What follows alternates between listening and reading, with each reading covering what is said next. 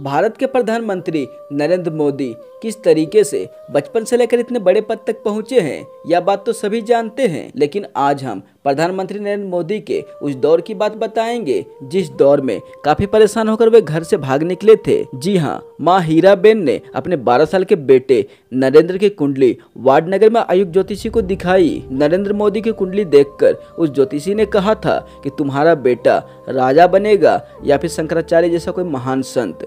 आपको बता दे कि मेहसाना में 17 सितंबर 1950 को नरेंद्र मोदी का जन्म हुआ था। बचपन के दिनों में नरेंद्र मोदी संत को देखते ही उनके पीछे पीछे चलने लगते थे। ऐसे में उनके माता पिता को लगा कि उनका बेटा कहीं सन्यासी ना बन जाए, इसीलिए नरेंद्र मोदी से बिना पूछे ही जसोदाबेन नामक एक लड़की से उनकी शादी करा दी गई। बाल विवाह के दिनों में शादी के बाद लड़की को गौना रखने का प्रचलन था। कुछ सालों बाद माँ ने ही मोदी से कहा कि नरेंद्र, अब तुम्हारे गौने की बात चल रही है। ये बात सुनकर नरेंद्र मोदी ने कहा कि मैं शादी के चक्कर में नहीं पड़ना चाहता हूँ और हिमालय जाकर असली जिंदगी की सच्चाई का पता लगाना चाहता हूँ। बावजूद इसके नरेंद्र मोदी के गौने के लिए उन पर पूरे परिवार वालों ने दबाव डाला, इसलिए रात के अंधेरे में नरेंद्र मोदी घर को छोड़कर चले गए। नरेंद्र मोदी के ऊपर लिखी गई पुस्तक के अनुसार 2 साल हिमालय की गुफाओं में साधुओं के साथ घूमते रहे। इस दौरान एक साधु से उनकी मुलाकात हुई। उस साधु ने नरेंद्र मोदी से हिमालय आने का कारण पूछा। तब उन्होंने कहा कि मैं ईश्वर की खोज में यहाँ आया हूँ। उसके बाद उस साधु ने कहा